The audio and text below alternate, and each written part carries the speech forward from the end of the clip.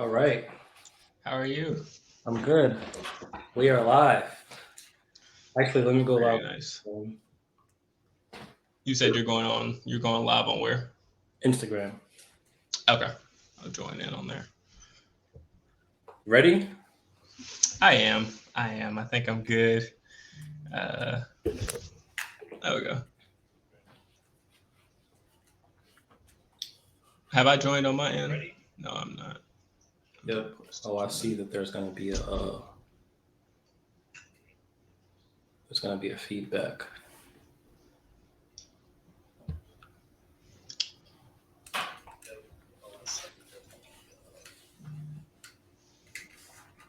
Alright.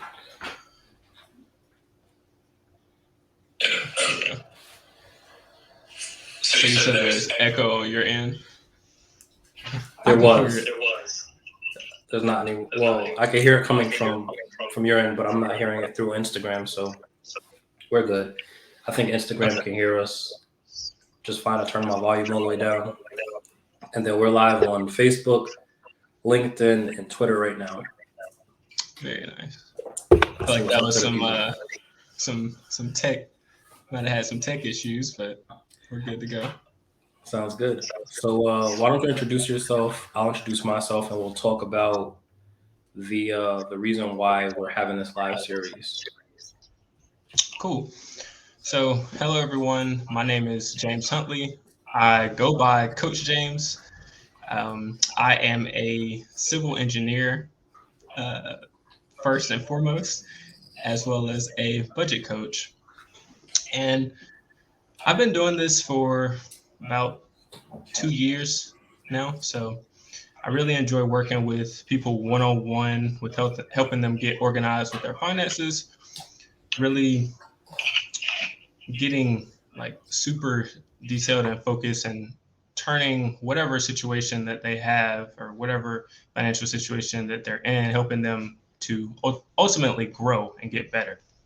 So I've, uh, you know, I saw that it was financial, wellness month, and it was really important to me to have discussions, just, you know, real discussions with people who are trying to get their finances in order and who are really wanting to get organized and are tired of, you know, feeling like your money's controlling you. I think that's a big thing. So, super excited to be sharing what we have for you going through financial wellness and your like our well-being when it comes to money. So, And my name is Rakim Sabri.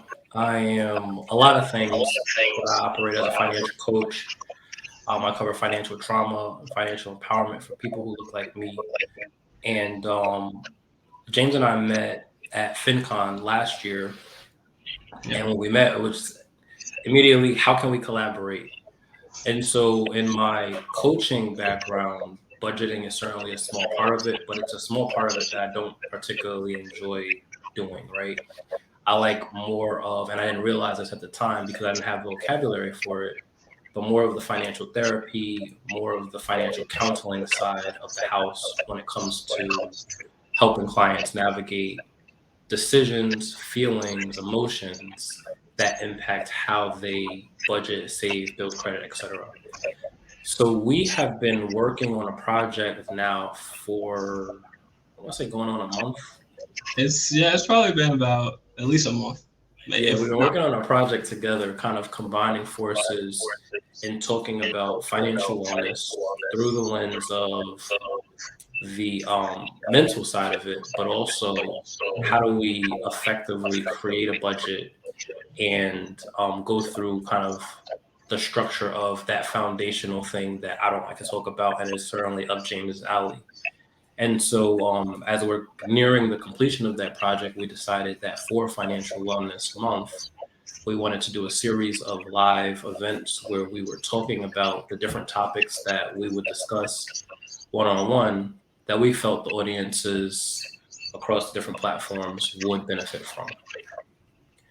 So, James, what are our topics today? So we have a few different topics.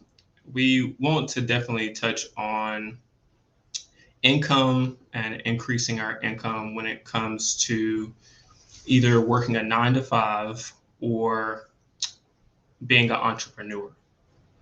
So that's a huge topic that we want to touch on.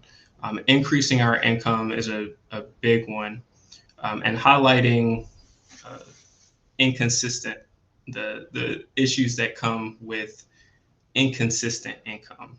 So those are our main ones. We're going to touch on budgeting, and yeah, I think that's And goal really what we setting. want to.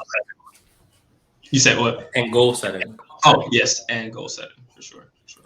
Yeah. So what's interesting about this collaboration is that, my current experience is that of a full-time entrepreneur for going on 2 years now. And as I talk about financial wellness, that covers a very broad spectrum of feelings and emotions, etc. Some of the things that I've realized through, like going through the fire, if you will, is financial stress, financial anxiety, and what you talked about, the inconsistencies of what income looks like. And so, as we're kind of creating content that is forward facing for people who might be in my shoes, James' experience as a W-2 employee with a financial coaching practice on the side has more financial stability.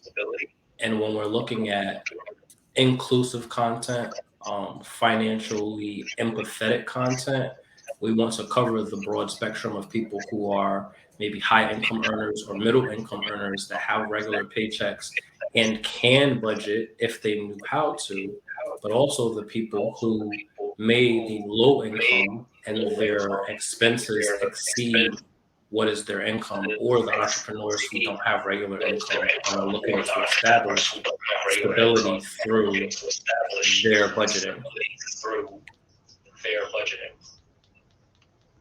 Hearing a large echo. Yeah, I think you have to mute on this end when you hear me talking, and I've been muting on Okay. my. Yeah. Okay. Very soon. But yeah, go ahead. We were talking about the collaboration between the two of us and what that clash has looked like as we're creating programming that touch on the experience of entrepreneurs with the inconsistent income, the experience of low income 9 to 5ers who may have expenses in excess of what their income looks like, and the experience of middle and high income 9 to 5ers who have the money but don't know where the money is going. Yeah, I would like to speak on that clash that we had, and from coming from working a 9 to 5, as well as being an entrepreneur full time. When you get in a specific space, you tend to forget what it feels like when you have your income that is it's lower than all of your bills and expenses. So this is when you're in this position, it's a very frustrating position to be in, as well as a position of most of the time, well, for me, I didn't want to actually acknowledge that I was in this type of position. So I think once once you're able to actually acknowledge that you're in that position, then you can begin to, plan and get organized with your money. But like I said, I've been in both scenarios. So for those middle to high income earners, you have the ability to budget, you have all the tools and resources that you need. But then what happens is you can get up and get caught into the lifestyle, right? Lifestyle change of, all right, now I have the money, I have the consistent income, I have the financial security, and I'm stable, right? So now I can go out and spend more money because I know that I will continuously have a check. And before you know it, your money can begin get eaten up basically by all the different things that you're doing. So I think being mindful on both parts, as far as a person who has, inconsistent income or a person who has consistent income, it's almost as if you can put yourself in the same situation by your decisions. And I think that's the crazy part of it all. Whether you're making a ton of money, making a little bit of money, you have to plan. It's like inevitable. You have to plan either way. So yes, we have been clashing on. I've been focusing, because I work a 9 to 5. I'm a civil engineer. I've been focusing on the type of person who's seeing the same amount of money every single month, pretty much. But Rakim, he challenged me. He's like, well, some of us don't have that ability. Some of us receive large sums of money and have to, spread that amount of money for months down the road. So I think it's been good for us to look at both scenarios. And being that I've been in both, and I'll just give an example. So we're in this phase of quiet quitting, right? And the Great Resignation. So back a little bit after 2020, I decided to quit my job for, I went on about 2 months. And I really saw how important it was to not only budget, but to have emergency fund and a savings account that would allow for me to have all of these expenses and be able to handle that while not seeing much income as well as inconsistent income. So being that I have been in both shoes, I think it's good for us to come together and hopefully create a product that speaks to both the entrepreneur and the person who works the 9 to 5. And I think that that's a really good segue into maybe our first topic, right? The goal setting piece, especially with the start of 2023. This is the month that everybody has their New Year's resolutions. They're doing their vision boards. They're writing out their goals. And as we near the halfway point, this might be the point in time where people start to falter, right? Where they start to kind of let up or slack. And it's probably about the halfway point of this month going into the first or second week of February before we see people just abandon their goals altogether. So talk to us about goal setting. Where do you start? Like, how do you get started? And then what is your process for staying on target with the goals that you set either in late December or early January to have enough momentum and steam carrying you through the year? So I like to attack goal setting in a very visual way. So I'm very big on whatever goal that you have, whether it's financial, whether it's a fitness goal. I find it important to write that goal down. And this sounds so simple, right? You can just jot your goal down in a notebook or whatever it may be, and after a while, you close that notebook and it's pretty much forgotten about. So I say you want to write your goal down somewhere where you will see it every single day.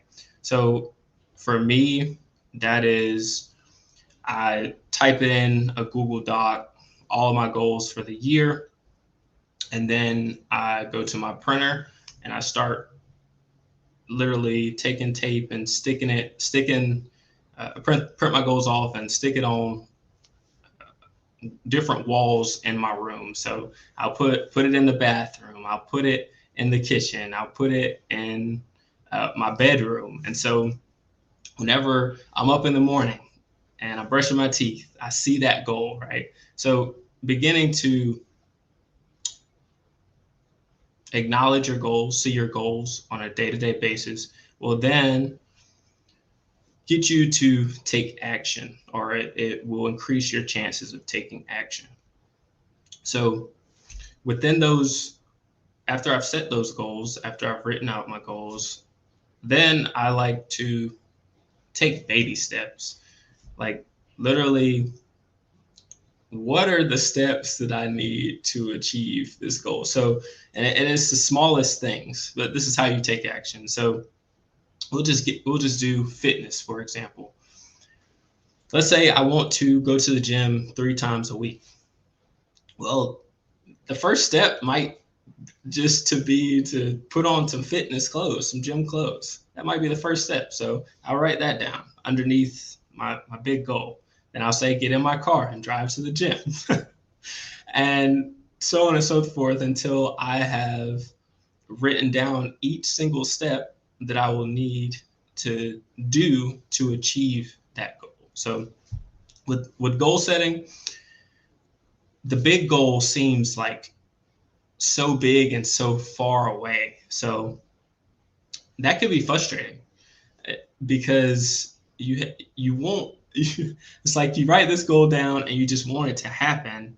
And the issue with that is if you don't take action, you're not visually seeing it, then over time, like you said, 15 days in, you haven't put on your sweatpants. You haven't put on your clothes to even take that first step. So that's huge for me. Taking it in baby steps. And then along the way, there are going to be things to come up. So you're going to have some issues and things that maybe take you a step back. Today, I was looking at my YouTube channel, for example, and to get monetized or to make money on YouTube, you need 1,000 subscribers, right? So I saw some growth in my subscribers, and then all of a sudden today, I lost 2 subscribers. So that's a step back, right? From that big goal of reaching. So you have to understand that there are going to be some things that come up. You just review and take steps to continue, getting to that goal, that end goal. Yeah, I love all of that. I'm also kind of a visual learner. And in this day of technology, one of the things that I've done is create a vision board, a digital vision board. So I have a collection of images that I compiled on kind of a layout in Canva. I downloaded it as like an image file, and then I have it actually as my screensaver in my background on my computer that I'm working on. So when I go in to do my work, I can look at that and say, okay, these are all the goals that I'm doing. I've also started this exercise of writing, reading, and moving 20 minutes a day. So sometimes that looks like I'm writing first thing in the morning. Sometimes that looks like I'm writing just before I go to bed. I find that I have the most clarity in the morning and the most ambition to go after the day. But I will ask myself in these sessions with myself, what is one thing that I can do today that will move me closer towards my goal? The problem that I have, which is not really a problem, is that I accomplished a lot last year. And so a lot of people are asking me, well, Rakim, what's next? What's next? What's next? Like, how are you going to beat last year? And I'm like, I don't even know. Like, I don't know how I can come close to that. And so, of course, your goals have to get larger and they get a little bit more scary in the process. And so, to your point, James, writing down the large goal and then breaking it down into smaller, more manageable goals that you can take action on every day is really the key to progress. Because even if you don't hit that big goal, when you look back over the periods of months and weeks and days, you'll see that you came a lot closer to accomplishing that goal, and certainly a lot further from doing nothing than you would have had you not been intentional about exercising that action every single day.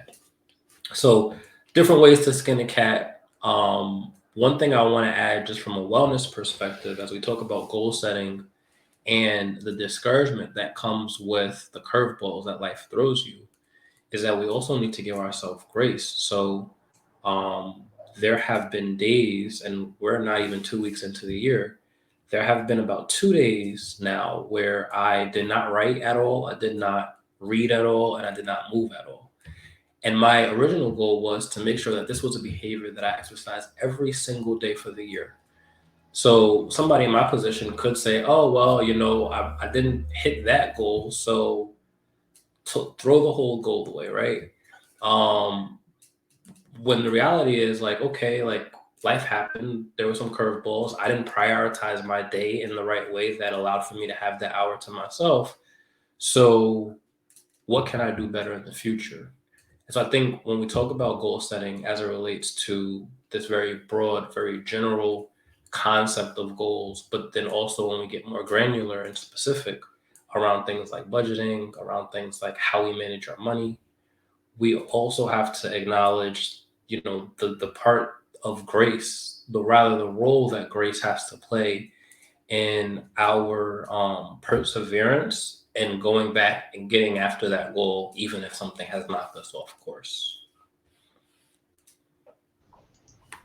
That's a great point. I think there was one thing that you said that I wanted to touch on, and that was you noticed that sometimes you weren't able to do things right always. And I think it's very important to play to your strengths and to also know your weaknesses when it comes to goals and goal settings.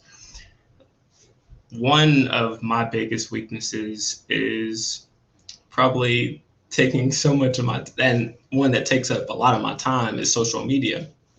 So even though I'm on social media and I do create content, I will find myself scrolling on social media and on like TikTok, Instagram Reels for 30 minutes to an hour, which, and with the goals that I have, that's not contributing to the goals that I would like to have and taking away time from other things that I could be doing.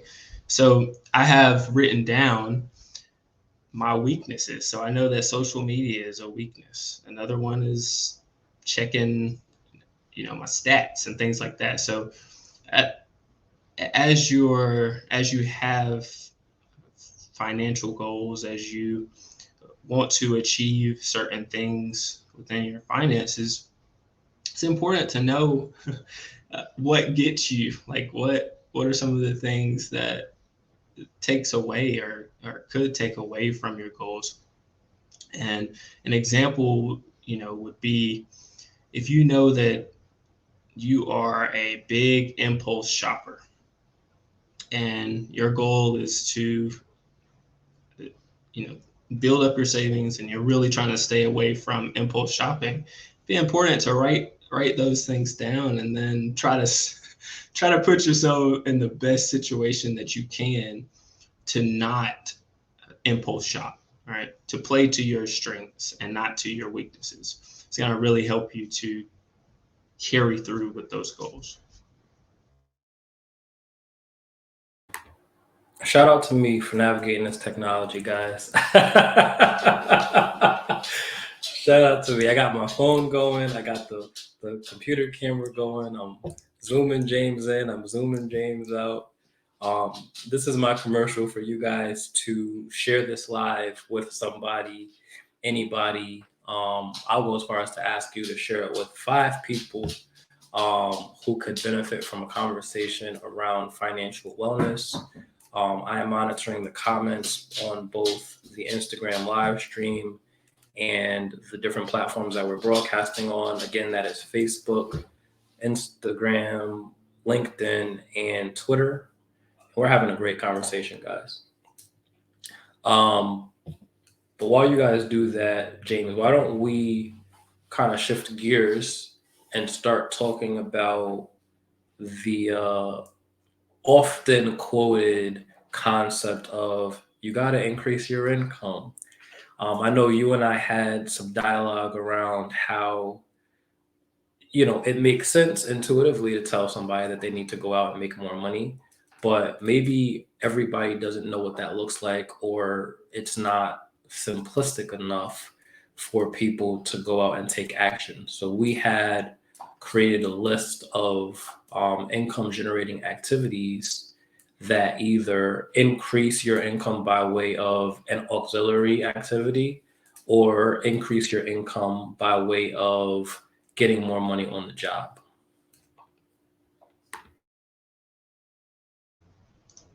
Yeah, so this idea of increasing your income is, like you said, a term that's really thrown around.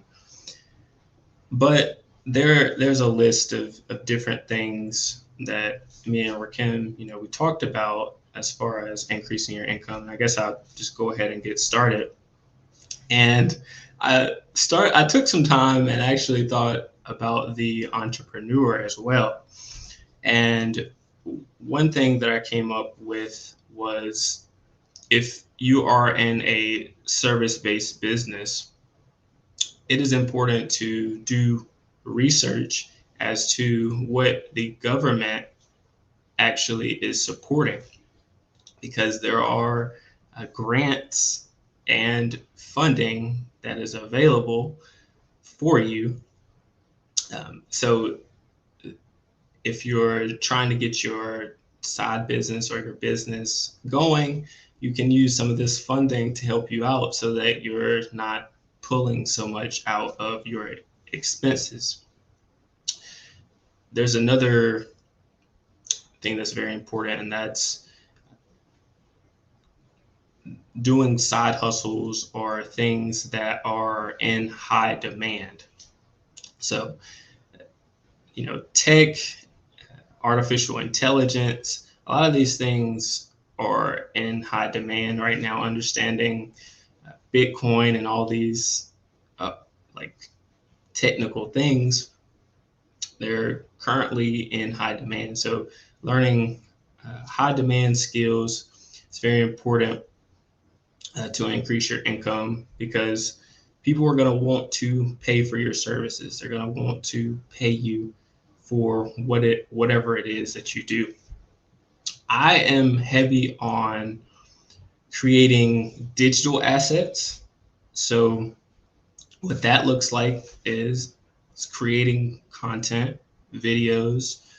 You can go through YouTube where you are teaching or sharing your personal story, sharing your knowledge, and giving it to others, and they are paying you for this information.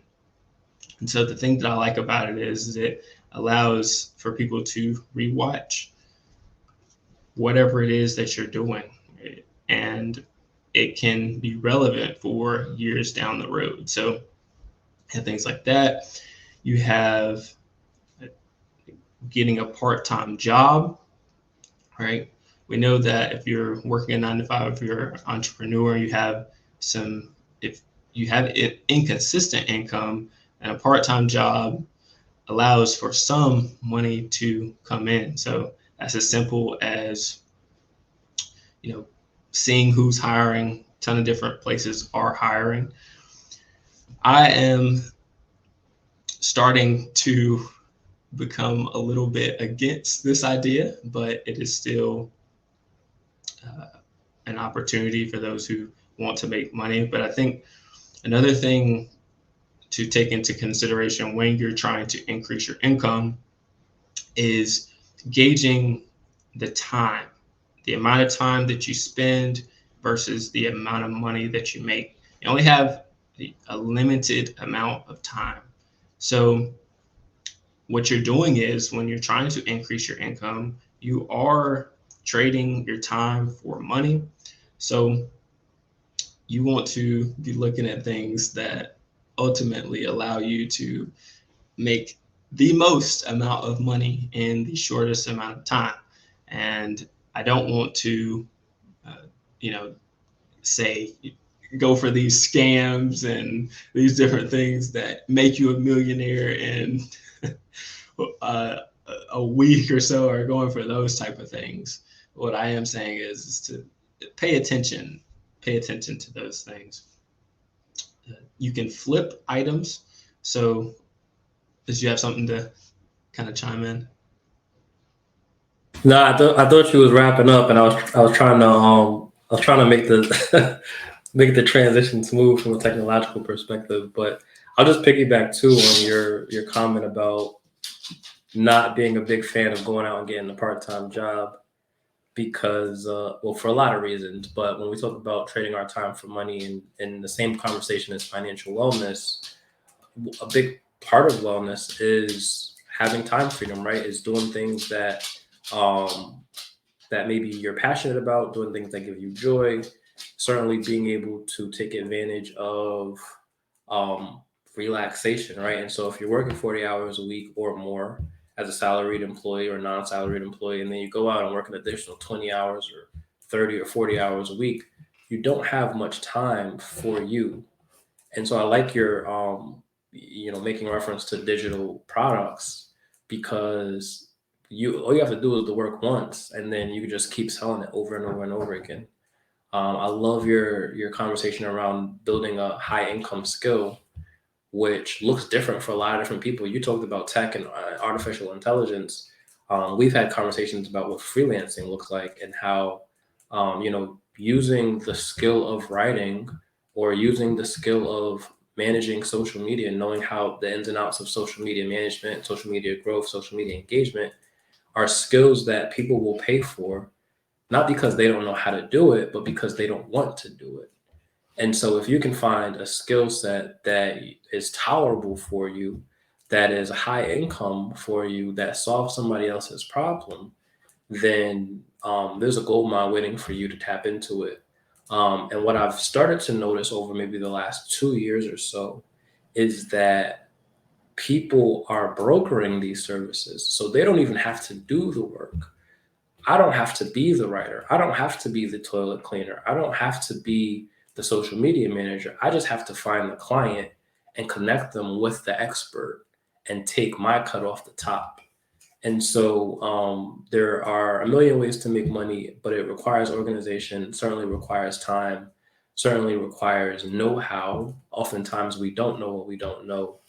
And our job here is not to give an exhaustive list of all the ways that you can make money, but we do want to introduce this concept of diversifying your income streams and being able to increase your income in the same conversation that we're having around budgeting. Because often as a case, financial educators will get up and they'll talk about how you need a budget, you need a budget, you need a budget. But to the point that we had made earlier, sometimes you just can't budget your way out of your circumstances, especially if your expenses are greater than what your income looks like, or you're using your money in its totality and living in a paycheck to paycheck cycle. Yeah, I would totally agree. And to piggyback off of what you said about the increasing your income, I used to be a huge, advocate for decreasing your expenses, right?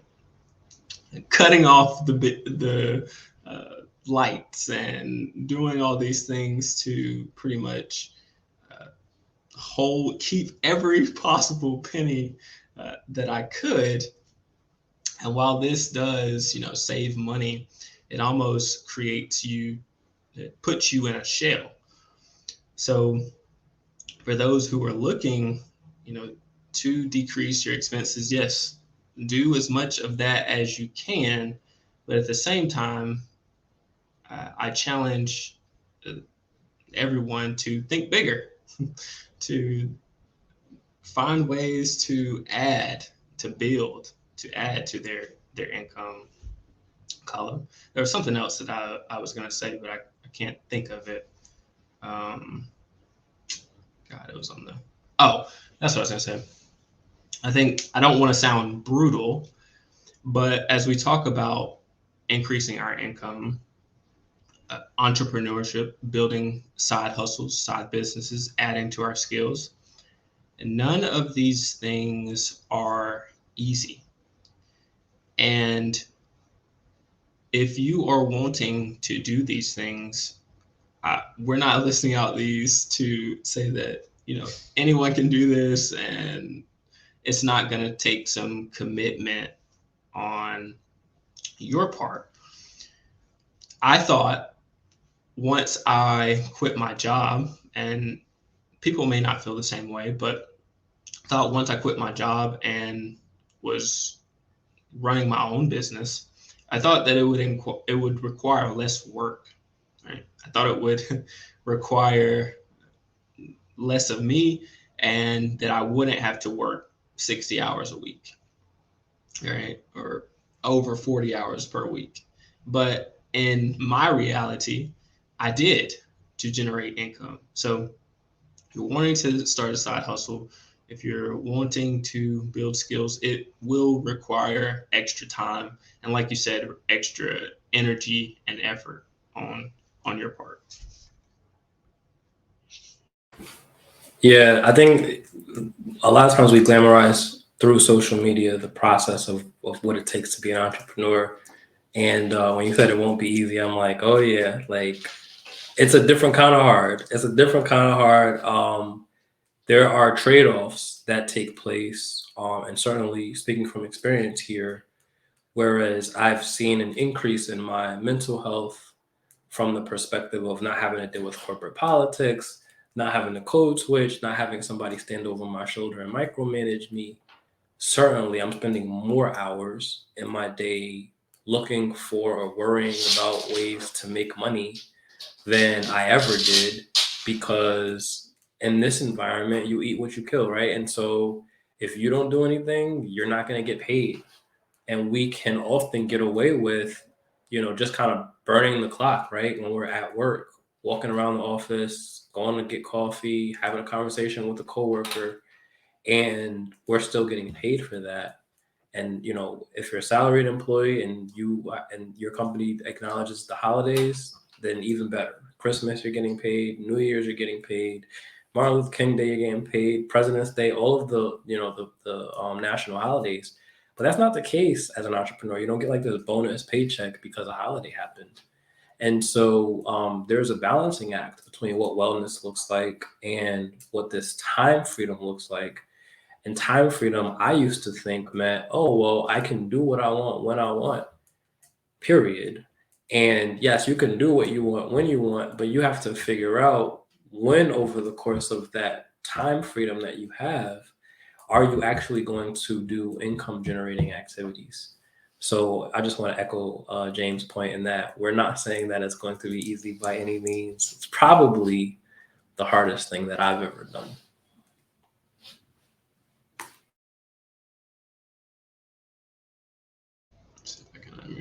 Yeah, I would definitely agree. What else was on our list? I want to make sure that we're going through everything. Yeah, so we talked about accountability. We talked about budgeting, goal setting. So I think we could go into the budgeting process if you're ready for that. I'll go into a little bit of my learnings on the difference between coaching and counseling, and really talking about the world of financial psychology and financial therapy. And then that will probably bring us to the hour. We can wrap it up. So another commercial, guys. If you are just joining, definitely share with a friend. We are monitoring the comments on on all of the platforms that we're broadcasting on. That's Facebook, LinkedIn, Twitter, and Instagram Live. Oh, Someone said that they yeah, can't hear I, us. I was muted on Instagram. Thank you for the feedback. Thank you guys for letting me know. But I was just saying that another commercial for us to encourage you to share this live with other people. We're going to talk about budgeting. We're going to talk about financial counseling, financial therapy, and we're going to bring it home and wrap it all up. Also, this is a series that we're going to be doing for the next 3 Tuesdays. So mark your calendars, Tuesdays in January at 6 p.m. Eastern Standard Time. We're going to be going live and continuing to bring you content around financial wellness. So any feedback is appreciated. Feedback is a gift. Any topics that you want to hear about relating to financial wellness, relating to budgeting, related to financial coaching, definitely let us know in the comments or send us a DM.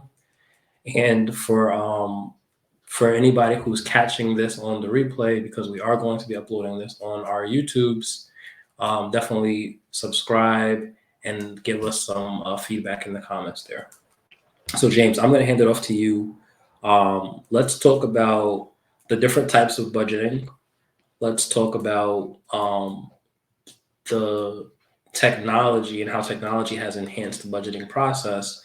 And then this is your wheelhouse, so I'm not going to dictate how you talk about your thing, but I'm gonna take the time and get into this concept of budgeting. What is a budget? So yeah, budgeting in the grand scheme of things is just a way to organize your money. And when I say organize your money, that is everything that is happening within your budget, when you're spending, when you're making money, when you decide to take on debt.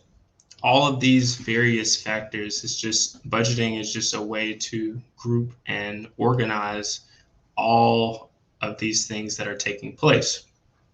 So budgeting seems like a very simple thing to do. Budgeting, it's like when you think of budgeting, most people think, okay, I just write down my bills, and after that, I am done. I know, what I have to pay for the month, and I'm good to go. But budgeting is so much deeper than that. And yeah, I want to touch on the 3 different or the most popular budgeting styles that are out there. And these styles are important because they really play to the person's habits and their character. So you have the physical budgeting style, and this is for people who like to write everything down. Like they have to have a pen and paper. They had to visually see it for it to click in their brain that transactions are taking place, they're in debt, whatever, they're saving, they're investing, whatever it may be. So for these type of people, you need like a budget planner, or you need a notebook or some way to track all of the things that's going on with your finances that way. Then you also have the person who likes to put information into like an Excel document, spreadsheet, and go out and list out all of their expenses and things like that. And then you have the type of person who doesn't want to deal with any of that stuff. And this is the way that I am. Like, I feel like I will lose a notebook, and I feel like my spreadsheet won't update as fast as I'm spending money. So I like the application route. So some people will like the application route, and this is where you're able to download an app that pretty much tracks when you open up a new credit card account. It tracks how you're doing with your student loan payments. Any loans that you have out there, you're able to input that information in. Any bills, subscriptions, constant things that are taking place within your finances, you're able to input the information and visually see when money is coming in and out of your account. So budgeting styles are, like I said, very crucial because we have these goals for the year and we want to have financial wellness, and we want to understand how well we're doing with our money. And we also want to know that we probably have more coming in than we have going out. And so when you have a budgeting style that fits the type of person that you are, and you're reviewing this budget, then you're set up a little bit more for success. Um, so yeah, that's a little bit about budgeting styles. The technology that is coming out right now is absolutely insane with how you can not only track your expenses, track the money that's coming in, track your debt, but you can also go ahead and start putting in some of these goals, and literally month by month you can actually see when you've overspent. You can see when your numbers aren't making sense.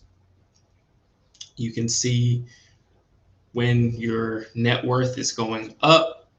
You can see a lot of different things. So the technology and the organization that is being available, not only with the applications, but with these different Google Sheets and Excel documents, it is pretty awesome. It's amazing. So yeah, budgeting, it seems simple, but it gets very, very complex. And I'll say it gets complex because of how fast things can change within a given day. So you, like we were talking about earlier, you may write down all of your goals, and you may want to save a certain amount of money and put towards an investment and do all these different things. And then an emergency comes up, and you also didn't know that there was going to be other things that you were going to have to plan for within the year. So different things come up. So as those things come up, your budget begins to change and your budget is really affected. So budgeting is not only a plan of organization, but it is a constant plan of organization. So you're constantly, reviewing it. You're constantly looking at it and making sure that what you plan to do is in line with your budget. Whatever decisions you're making, that is in line with the budget that you've created. And I also look at it as a budget is just kind of a tool for you setting how you want to spend your money. So sometimes budgeting can be looked at as like a restrictive thing or something that really, limits you on how the things that you can do with your money. And it's really not meant to do that. What it's meant to do is to say, okay, I know, well, for the 9 to 5er, right? I know the amount of money that I have coming in. And so I want to do all of these different things. Here's how, pretty much. Here's how I can take this amount of money and repay debt, invest, save, whatever it may be. So yeah, it gets pretty deep when you start choosing where you want your money to go, and that really gets into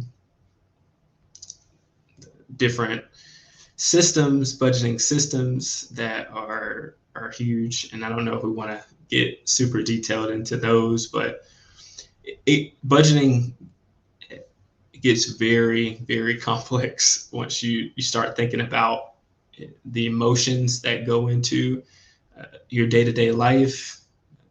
You may decide, hey, I've had a really bad day, or hey, I've had a really good day. Now I need some ice cream. I need uh, something really nice. I need to go get some nice clothes. Like I need to do something off of impulse, right?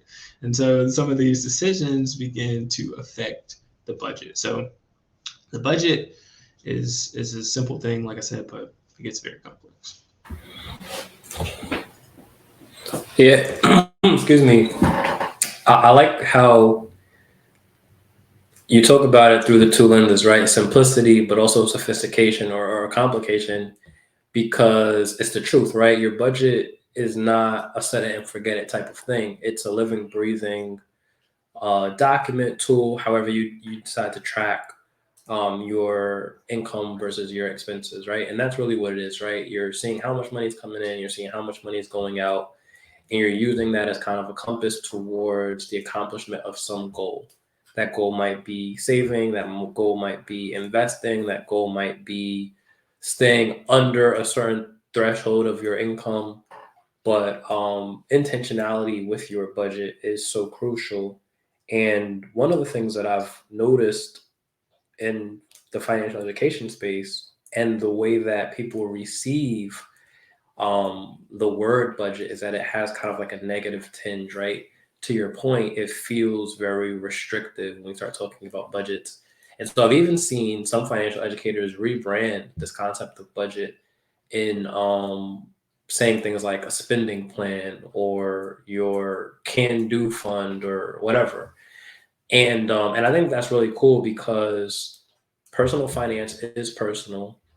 That's the mantra, right? It looks different for everybody, but there are tools and there are systems that we can all put into place that we can all learn about that will improve the way that we feel about money, the way that we interact with money, the way that we command this tool that is money. Before I go into my stuff, we had two questions coming through LinkedIn.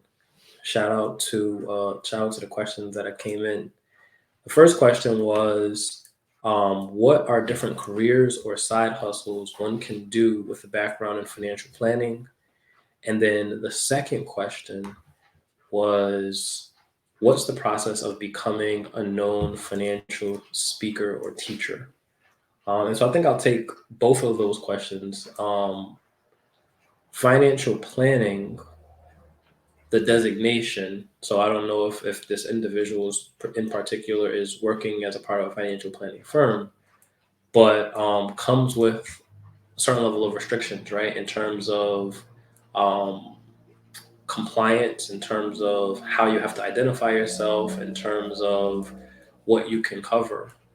But and I could be wrong because I'm not a CFP. I don't have a financial planning background.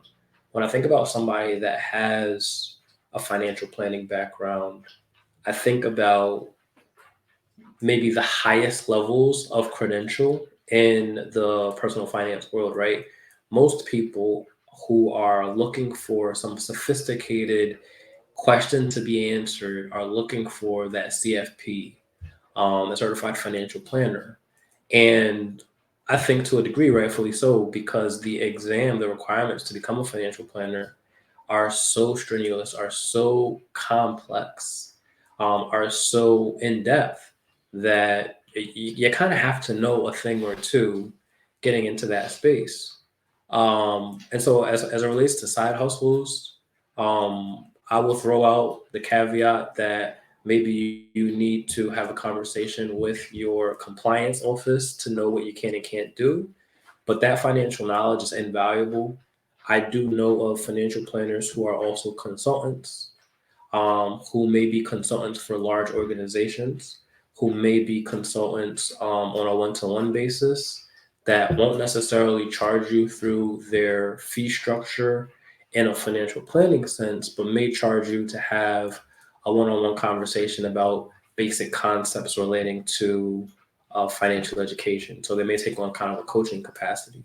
So coaching could be a way to generate income as a financial planner on the side. Writing, as I mentioned earlier, and of course I have an affinity for writing because I'm a writer, is another way. So your financial knowledge can then translate onto pen and paper or in publications on somebody's screen and giving advice related to your field of expertise.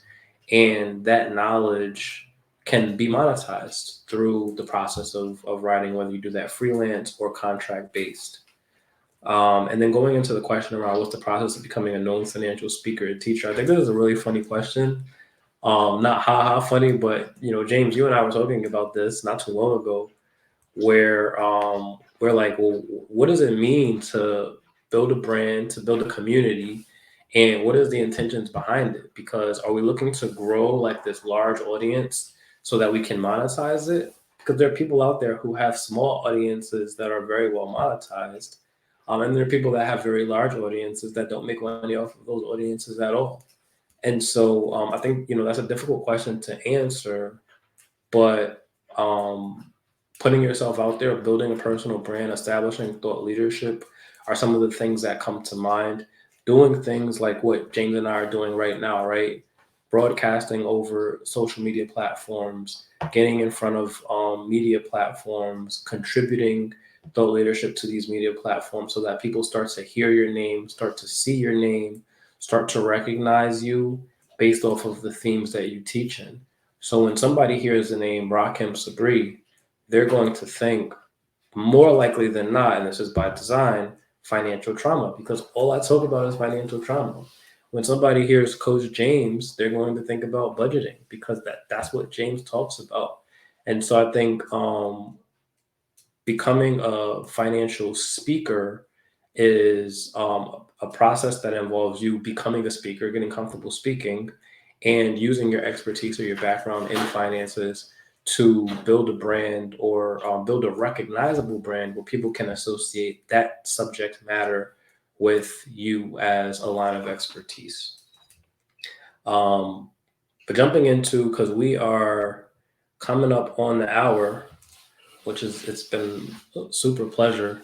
I just want to close this up by talking about financial wellness side of budgeting as we kind of segue from budgeting into financial therapy and financial counseling. There's a lot of guilt, shame, and anxiety used by some financial educators when we talk about budgeting, right? We talk about it through the lens of that restrictive behavior. We talk about the millennials who go out and buy their Starbucks in the morning or eat avocado toast, which is really funny to me because I'm a millennial and I think avocado toast is disgusting. But the fact that we can't enjoy, or the fact that there is content out there that suggests that we can't enjoy life's simple pleasures and be on our path to financial success and adhere to a budget and build wealth is, from my perspective, nonsense, because part of that wellness is doing things that make you feel good, right? Doing things that make life worth living. And so you don't have to have this very restrictive diet financially that says, I can't do these things. You just have to know where the money is going and be intentional about putting money aside to do those things that you enjoy. And so getting into the financial psychology and the financial therapy and counseling side of the house, my job is to understand what are your goals, what are the obstacles that prevent you from going after those goals or for accomplishing those goals, and then how can I remove barriers or help guide you to a place where you feel comfortable to exercise on those goals. And James and I were talking about this, I think it was last night, where I'm starting to realize in my studies for financial counseling designation that, excuse me, the difference between a coach and a counselor is, sorry guys, the difference between a coach and a counselor is a coach is going to be driving you through that accountability and say, okay, this is what you're paying me to do. This is the goal. So you want to create a budget plan. Here's the plan. Here's the layout. This is what you need to do at each step. I like to describe financial coaching in a similar light to being a personal trainer, right? We're here to do the work. You show up. I show you the exercise. I stand in your corner. I root you on. I tell you to push through those last reps. At the end of the day, I tell you, hey, good workout. See you next week. As a financial counselor, my job is to help you arrive to your destination on your own. So it's very much client driven. And as I pursue this credential in financial counseling and understand the clinical side of what financial therapy looks like, and being able to help understand what is that roadblock that prevents you from being able to budget after you have all of the tools that James talked about, after you input your expenses, your bills, your income, and for whatever reason you can't adhere to it. Well, let's talk about the problems that are happening internally. That, I'll use the analogy that James used. I did something great, so I want to go and celebrate by buying. I don't buy ice cream when I want to celebrate. I buy chocolate, but by buying chocolate, right? Or I'm having a really bad day today, and I'm just going to bury my head in a gallon of ice cream, right? So not only is that having an impact on your finances because it's outside of your budget, my vice has been up until the turn of this year, thankfully, Chick-fil-A, right? I'm having a bad day today, so I'm gonna go to Chick-fil-A. I'm having a great day today, so I'm gonna go to Chick-fil-A. But in the process, over the course of every day that's happening, good or bad, I'm justifying my purchase by whatever the mood or whatever the feeling of the day is. And I'm experiencing that brief euphoria by enjoying, this food that I enjoy. And then I'm looking at my bank account and I'm like, oh my God, every day last week I went to Chick-fil-A and this is how much money I spent each time. That wasn't a part of the budget. So I want to talk about personal finance, and this is going to be our segue to end, and maybe we can elaborate on this the next time. But I want to talk about personal finance as a whole from a holistic perspective, taking into account the way that we feel and how that impacts our wallet, what we see in our bank account, and how that impacts our mood, and everything in between. Because there is a tug of war that's happening with a lot of people. I would go as far as to say with everybody around what is responsible allocations of the money that we go out and we trade our time for, and our feelings. What makes us happy, what makes us sad, how do we navigate those feelings, and is there a price tag assigned to each one of those things? So I'm going to wrap it up here. James, do you have any last words that you want to share with the good people? No, I think that was good. That constant tug of war of your feelings, like that's huge and something that we definitely are going to touch on, because that's something that I'm facing, that everyone's facing, literally. So. All right, guys. Well, we appreciate you hanging out with us for this hour. If you didn't hang out with us for this hour, definitely check out the replay. The replay will be available on Instagram. It will be available on Facebook. It will be available on LinkedIn, Twitter, and we will be uploading to our respective YouTube channels. So definitely check us out. There's no excuse. We're everywhere. And we will see you guys next Tuesday at 6 p.m. Eastern Standard Time. If in between now and then there is a topic that you want us to elaborate on or cover related to budgeting, related to financial education, related to financial counseling, financial wellness, financial therapy, definitely give us a shout. My DMs are open, although I may not be as responsive as I usually am because I budget my social media. But definitely feel free to reach out. Till next time. Yes, y'all have a good night.